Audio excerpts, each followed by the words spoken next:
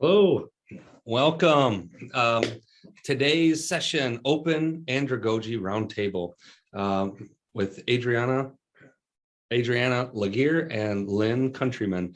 Just to start us off here, though, we're going to set some ground rules. Please keep yourself muted so the presenters may share. We will be collecting questions in the chat, and then we'll be having that conversation at the end of the presentations today. Adriana? Yes, hi, how are all you?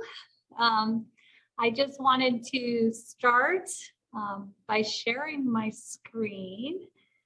Hopefully you guys can see it. This, like,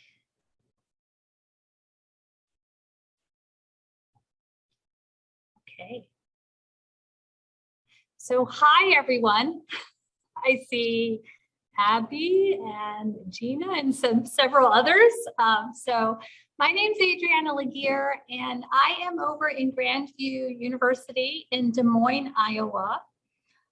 This semester started putting together this presentation. So just to let you guys know, in August, I was approached to be part of the Iowa Cross-Institutional Open Educational Resources Program, which is ICOR for short. And before that time, I was not involved with the Open Educational Resource networking. But I've been really very happy to be a part of it because I have been trying very hard to do something like what Heather Maselli described yesterday during the talk about archiving student work, and what MJ Bishop talked about the other day, 2 days ago, about being able to open up OER to some new ideas. And so what I'm going to talk to you about is my view as a faculty member. What I do is I teach general biology classes to majors and cell biology. So a science faculty member. And I usually try to develop my plan, which is to have a cognitive apprenticeship lesson planning. This is a kind of a 5 or 6 year old idea, and I'm inspired by Brian Brown, who's at the bottom there in Stanford. And the idea is to establish a problem about what we're going to be talking about, and then model talking about that problem in a really social kind of language, not this academic language that we use as science people in the classroom. Coach students how to go from talking to a lay person using social language to talking to someone who's in science and in academic language and being able to have a conversation, and then kind of fade out in the backward. What I found was that OER opened up this whole new door because what was possible now was to actually annotate the OER. And that was just an incredible step forward for me. So I'm going to kind of grab my pen and then kind of show you that. So that we could go in there and get that social language into the textbook. So very first thing that I tried last semester in fall was a totally unstructured annotation. So I know there's like a lot of words over here, but I just plucked out a paragraph from a textbook, and the original's on the left side. And I told students, you know what we're going to do? We're just going to paraphrase this, this paragraph, because I thought I could mine that for information and be able to annotate the textbook that way, this open educational resource that I would eventually find. And you know what? It kind of works. So this was annotated by J.A. She's a really great student. And it came up with some really nice social language, something really dry and staid-like, because membrane fluidity. She turned into go about their business and then go their separate ways. And I was all excited. And I put this question mark here because I then kept doing that. And sometimes the results were not that great. So I tried this in my general biology class for major scientists, And my warning number one to anyone who's going to annotate text is don't give the students free rein of the annotations, because you have to set some boundaries. So all I asked my students was to look at this original paragraph on the left, talking about dehydration, right? Like you're so thirsty. What are you going to do about it? How's your doctor going to figure out where you're thirsty? And God bless his soul. This was the annotation I got back from several students. This wasn't just one. Well, you pee in a cup to cheeky piss, pale face, sweeting like crazy, pop IV in your body. And that led me to this understanding that maybe we shouldn't give everybody free rein. And so I looked up how I could kind of put a little bit of spot checking boundaries on here. And that brought me to these educational tools called summary frames, which I at that point had not been familiar with, but they're really handy. And I said, well, why don't we just limit what they're going to paraphrase here? And so that really leads you to the idea is, what do you want them to paraphrase? This is the difficult part as a faculty, because, you know, it took a lot of time to figure out exactly what part of this I was interested in having paraphrase to social language. And I realized that I was chunking it out into two parts, either academic words that, you know, as an academic I use and I understand, but I realized that it's just overboard socially, like postulate or localize. And then I thought, I also am really interested in how a student would word the academic concept, like being bound to a component, something that's not quite so known, right? Like it's likely a subunit, something like that. And that worked really, really well. So if you'll notice the original paragraph here, I turned to the upper division cell biology students and I said, okay, please look at this original paragraph and using this summary frame, look at those particular words and concepts and paraphrase what you're seeing. And these were the results of that. This is the original text. And then this was annotated by DH and then here by AJ. And wonderful, we got some progress. Postulated turned into thought, which is a nice social word, or suggest, and that was great. Localized turned into stayed in an area. That was really nice. Bound turned into connected. And here is my other thought, is not everything's going to work out. So sometimes these students are really busy and they're just view it as an assignment that they need to do. This was low stakes. So to put it in grand scheme of things, the class is 1,000 points in total. And this particular assignment was just 3 points. So it gave them some points, so they wanted to do it, but they weren't like, you know, 3 points, I'm going to get some points, I'll be fine. So sometimes these annotations aren't helpful, like, you know, resaying localized doesn't really help, and kind of reusing the words bound to doesn't help as well. But I do want to lead you to warning number 2.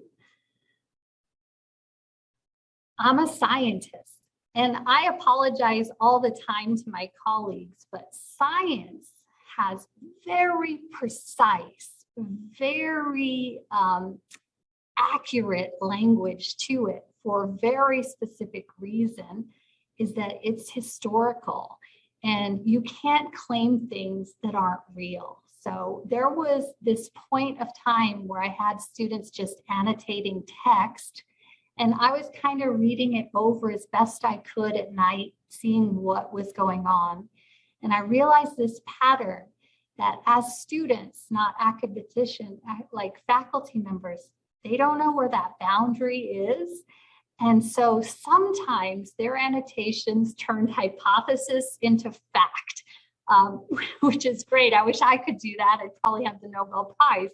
but something like identified as likely the subunit of an AP adapter became, it was bound to it. And that leads me to my last thing. I promise I'm going to show you how it all came together in the end, is that all these annotations that you're going to put into these OER textbooks really need to be validated. So it is a time sink. I agree with that. But you need to go through and make sure that the annotations aren't saying something that isn't real, especially if you're going to post it onto the web, and other people are going to be able to see it. And then they're going to extract, cut, and paste, and then we'll set up this meme where suddenly we know how to cure cancer from that. So we really need to be able to validate these, especially if we're going to move them forward as public knowledge, kind of public access. Which leads me to, finally, I found a book on OER that was really, really great book. And I'm going to use it in fall. It was written by, this was the only picture I could find of him. He said, don't use it. I was like, I'm going to use it. So Dr. Bergstrom from UW-Madison, and two things I was looking for. Number one, it wasn't something someone had thrown together and put on OER for promotion, probably. And it's been sitting there since like 2002 without any revision. So first thing I noticed was he had just revised it, even during the pandemic. So that really shows that kind of passion. Second thing was that it was open, actually. A lot of them weren't. And there was going to be a Word document sent forward that could be annotated. And so this is what one annotation looks like. And we settled for academic words this semester, and that's what we're working on, where we have the text of his book here. We've come across an academic word that we think maybe not all of the students ever reading this would know. They don't want to kind of look it up. They want some kind of opinion from someone. And the author here is saying it's suggested. And I know that's a definition question, but it starts to get better as you let them have more time and you validate more things. One thing is these comments can be anonymous. A lot of students, they don't realize they're going to be put in the historical context. They may write things they don't want their name associated with, so I allow them to do anonymous. And if 80% of the class does it, everybody gets the points. And right now what we're doing is we're kind of experimenting with these review functions on Word, but I have had a lot of great suggestions during the summit for it. Our future goals is, when does pee become urine? So when do students actually build this academic language? When are they no longer using that social language of, you know, pee, and it turns into urine? And then the other thing is, when do students really think text is overwhelming? Because postulate may not be overwhelming, but some of the ones they're working on now are really overwhelming. So I kind of talked too much. I'm good. I've got a minute. So I do want to please acknowledge the funding. The I-Core program gave me a nice little stipend. And I appreciate it so much because I normally pay from out of my pocket to be part of these biology teacher associations like NAPTA and NASTA. I know it's not a lot of money, but it's like a good $250 a year. I don't always have that on hand. And so I used my stipend to pay for those. And I got to learn about word clouds, and I took a beautiful sense making activity. And now I'm taking an inclusive teaching certificate through them. And they've also helped me maintain my own website that I pay for called cellbiolady.com, which now Heather gave me a great idea that I could do it for free, where I archive old student work for future generations. So thank you so much for listening to me. And I am going to stop share and let kind of Lynn take it away, because I'm 15 minutes in, right? Hello, thanks for joining us. And let me share my screen.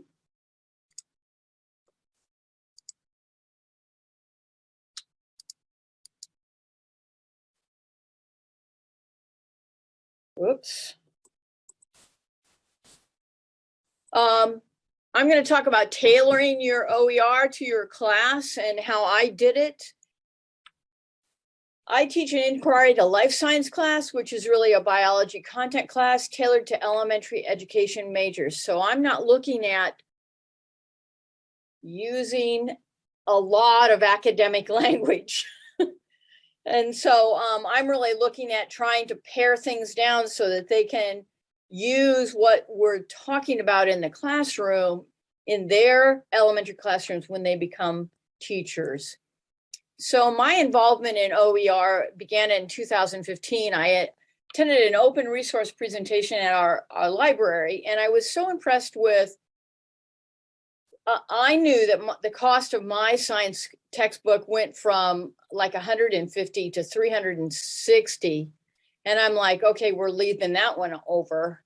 And then it was 100, but I was still really impressed with the information that they showed, that how many people were buying a textbook and not eating, or using a textbook that was on loan through the library. And so I decided I wanted to go with an open resource. And I looked in OpenStack Library for a book that I thought could work. And I used concepts of biology. It's a non-major biology. You can see you could download it as a PDF, which is really what I did. And the first thing that I did was tried to edit this book because I wanted to delete the chapters that we weren't going to be addressing because we only addressed so much content. And I tried to use OpenStax, which was an editing program, and it was too clunky. It just wouldn't work. So what I did was uploaded the entire PDF to Google. I deleted sections and chapters that were not applicable to my course. And I inserted specific links to the activities that I do in my class to engage students in the content in the appropriate places in the textbook. And I started using it in the fall of 2015. Well, what happened was the students were really frustrated because they were taking this great big PDF, even though it had been broken. I deleted things. It was still so long that they spent all their time scrolling to get to the end of it and to read the sections that they read. And if they rolled too far, it went over a page. So they were really frustrated. So what I did was I exported it as a PDF as a Microsoft Word document. And then I split the book into short sections that related to my individual units in Microsoft Word.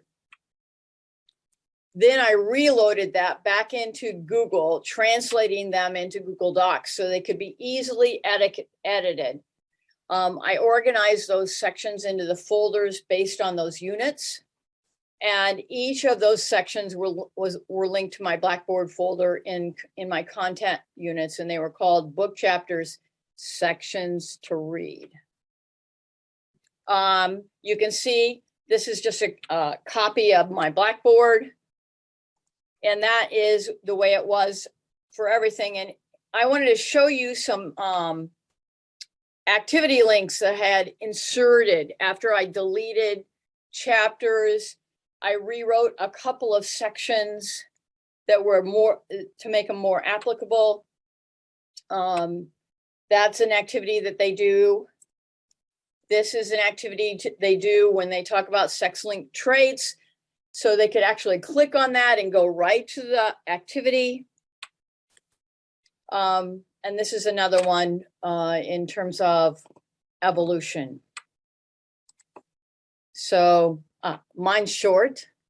That's I'm going to stop sharing. And that's what I did for Inquiry to Life Science. I really did edit the book a great deal, removing parts that I didn't use.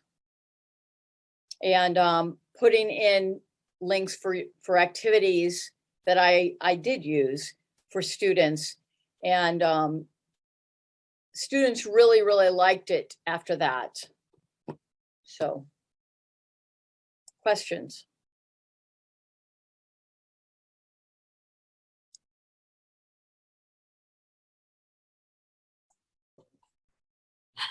Thank you. I actually have a question for Lyn, if I can.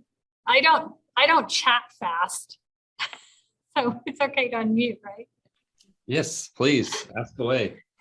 So Lyn, I also use Blackboard, and I'm wondering, like, did you put it in Google Docs for yourself and then link it, or the students were accessing it through Google Docs? Like, there was kind of a middle step there, MS Word, Google Docs, and then Blackboard too.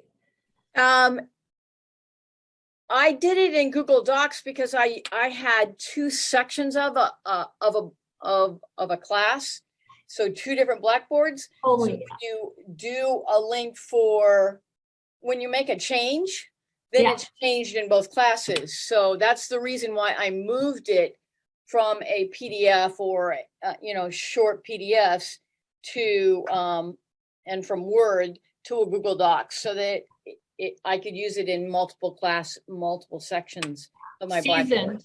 Seasoned. Thank you. Yeah.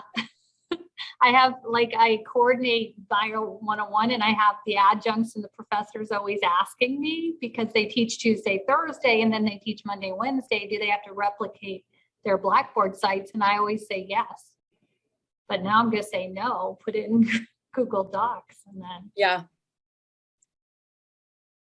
So that's why I did it. And the kids really did like it because they were really small snippets. And they could either read it if they felt like they really needed some more background, or they didn't have to if they didn't think they needed it. Yeah, I had the same thing with the MS Word, that they were just scrolling through pages and pages and pages. But since we were only focused on annotating, a couple of chapters, it was okay. But my thought was Dr. Bergstrom's book is 800 pages. So it's a lot even for me. I had eliminated probably 6 chapters and a couple of sections because it was too detailed for what elementary teachers needed to know. Yeah. So I tried to suss out really the important parts of what they would need to know and be able to do when they were in their classrooms. And obviously you want them to know much higher levels than they would, for first graders. Yeah. But you don't want them to be biology majors. Yeah. Because they aren't. Yeah. So a question came in for both of you. How did you get feedback from students about the book? How did you get feedback from your students in terms of their experience and what they went through? I asked, I did a Jamboard, and I also surveyed them in the very beginning. And it was you didn't have to survey them when they had to scroll through all of that, because they were like, we hate this. So you didn't have to ask them for that, but I surveyed them. I think during this summit, I heard this, that the most information, I think it was during MJ Bishop's talk, the most information that I get from students are the confessional moments where I'm like having a confessional time. And, it's been 7-8 weeks and they come and tell me something. I feel so horrible, exactly like that person was talking. And I have gotten some not great feedback about the book that I chose as well. But I understand their frustration, because even the publishers have, especially with e-text, have this capability of you just click and it goes to the actual paragraph on page 376 that you need. And now I'm throwing at them a Word document. It seems a little sophomoric to them, but I always say it's free. So they save $65 because that's how much my textbook costs. But now I tell them that there's more to it than just the money. They're getting the experience of being able to edit a textbook. So, like confessionals. Awesome. Is everyone on the same page? It's like confessionals, right? Am I the only Well, the other thing is at least on our student assessments, they ask, how valuable was the textbook for you? Yeah. And so you get a kind of a flavor at the very end of how they felt about it. And some people say, I didn't use it a lot. And some people said, I couldn't have done without it. But they all appreciate the free. Yeah, the free. There was something here in the chat Abby shared. You can create a custom table that would help you with table of contents in Word. So there's a. Yeah, I tried that. It took me forever. Like, yeah, I will continue trying it. I guess my thing about table of contents as a faculty actually having to do it is I learn how to do it and I do it once. And then I don't have to do it again for like a year or two. And then I forget it and I pull out all my notes and then I realize it's taking me too long. And I miss the time when I could just go to the photocopier and just copy it all off. Because it took me like 5 minutes, or I would tell someone, hey, can you copy it for me? And now it's a lot of time to get that. You have to get the headings and everything just right. Yeah. I like Sybil's exit ticket idea. Other questions?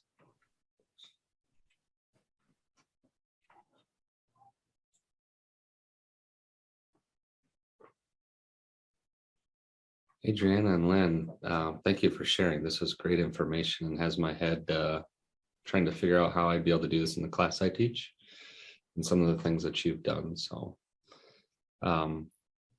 yeah, this whole summit, right, has been for me kind of that way in terms of, okay, reflection now, internalize, personalize here. How can this work?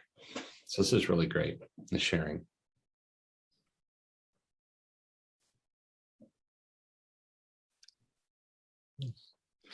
All right.